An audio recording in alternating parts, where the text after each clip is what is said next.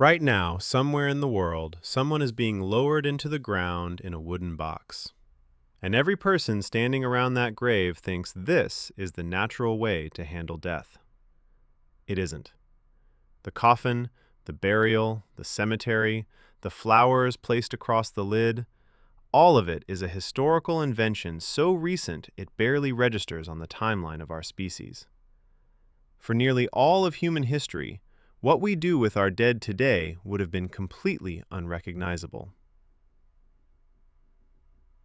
What our ancestors actually did with the people they lost is stranger, darker, and more human than anything we practice now. And the reason we stopped tells you exactly what we lost. Go back 130,000 years. A Neanderthal dies in a cave in what is now northern Iraq. He is not thrown outside. He is not left where he fell. The people who knew him dig a shallow grave by hand in the cave floor. And then they do something nobody expected to find. They lay him down carefully. They arrange his body. And based on the evidence preserved in the soil after all those thousands of years, they placed flowers on top of him. Pollen from at least 8 different plant species was found concentrated directly around his remains. Grape hyacinth, bachelor's button, hollyhock, and others. Plants that do not grow inside caves. Someone carried them in from outside. Someone chose them deliberately. Archaeologist Ralph Selecki excavated Shanidar Cave between 1951 and 1960 and published findings that changed what scientists believed about Neanderthals entirely. This was not disposal. This was ceremony. This was grief. And it was happening 130,000 years ago, before Homo sapiens had even fully emerged as a separate species. But the flowers were just the beginning. Across the ancient world, the dead were not buried and forgotten. They were kept. In Neolithic settlements across Europe and the Middle East, archaeologists have found human skulls stored inside homes, plastered over with clay and painted to reconstruct the features of the person who had died. At the site of Ain Ghazal in Jordan, dated to approximately 9,000 years ago, researchers uncovered a collection of skulls arranged along the interior walls of a dwelling. The eye sockets had been packed with shells. The features had been rebuilt onto the bone with plaster, detail by detail. These were not trophies. They were not objects of formal religious worship. They were family. The dead person was still present, still part of the household, still involved in the life of the home. Death in these cultures did not mean disappearance. It meant a different kind of staying. And then there were the cultures that buried their dead twice. Across ancient societies from Southeast Asia to indigenous North America, a practice called secondary burial was standard. When someone died, the body was first placed in the earth, or laid out above ground, or set on a scaffold and left to decompose. But that was not the end. After months or sometimes years, the family returned. They retrieved the bones.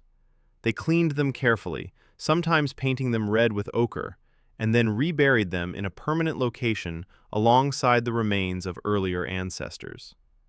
This process unfolded over years. Grief was not a ceremony you attended on a Saturday and then moved on from. It was a process with a beginning and a middle, and the body itself determined when it was finished. But none of that is the part that's hardest to hear. In Papua New Guinea, until the mid-20th century, a people called the Four practiced what anthropologists call endo-cannibalism.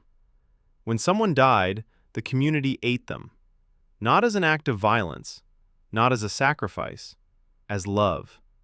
Consuming the dead was the highest expression of grief the Four culture recognized. To eat someone was to ensure they continued living, carried forward inside the bodies of the people who had cared for them most in life. Women and children typically consumed the brain and internal organs.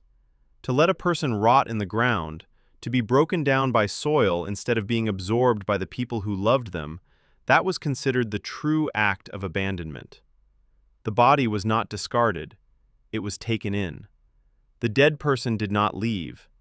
They became part of you in the most literal way the language allows. This practice eventually caused a catastrophic epidemic of a prion disease called kuru, transmitted through the consumption of infected brain tissue. The connection was identified by physician Daniel Carlton Gajdusek, who spent years living among the Four, documenting the disease before tracing it back to their mortuary practice. His research earned him the Nobel Prize in Medicine in 1976. The discovery ended endocannibalism among the Four within a generation, but the cultural logic that produced it, that the body of someone you loved is not simply matter to be disposed of, had existed for generations because it answered something real about what grief demands from the people left behind. And the Four were not an isolated case.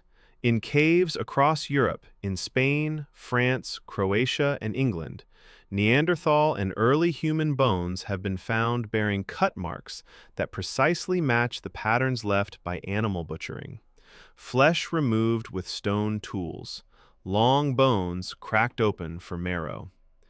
At Goss Cave in Somerset, England, dated to roughly 15,000 years ago, the evidence is particularly stark. Other animal remains found at the same site confirm food was not scarce. This was not starvation behavior. Researchers at the Natural History Museum in London, who analyzed the bones in detail, concluded that what happened there carried both nutritional and ritual dimensions. It was practiced, repeated, and deliberate. Consuming the dead occurred across multiple continents over tens of thousands of years, and for most of that time, it was not considered monstrous. It was considered something we no longer have a single word for. Modern archaeology is still working through exactly what all of it meant. Not every cut mark on ancient bone indicates cannibalism.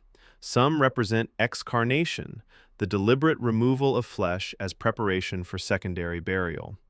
Intent matters enormously, and bone can only tell you so much.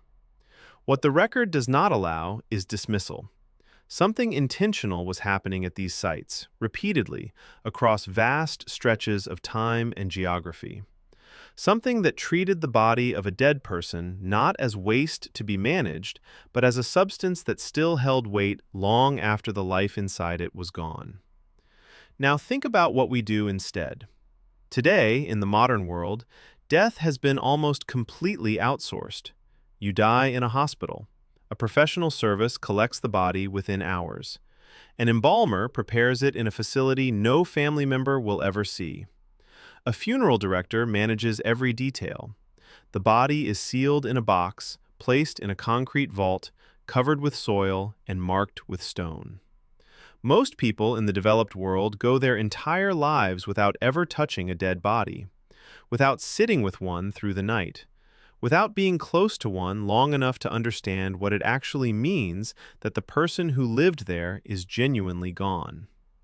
Death happens, but it happens somewhere else, managed by someone else, resolved as quickly as the calendar allows. For 300,000 years, no culture on Earth did it this way. Every civilization before ours kept death visible. They touched their dead. They sat with them. They cleaned them and dressed them and painted them and buried them twice when once did not feel like enough. Not because they were primitive, because they understood something about grief that the modern world has spent 2 centuries outsourcing into invisibility. Every ancient practice we have looked at, the skulls kept on the wall, the bones retrieved and cleaned and painted, the Four consuming their dead as the highest act of love they knew, came from the same place.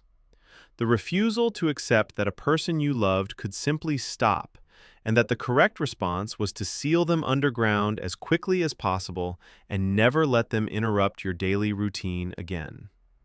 Here is the question that does not resolve. Our ancestors held their dead.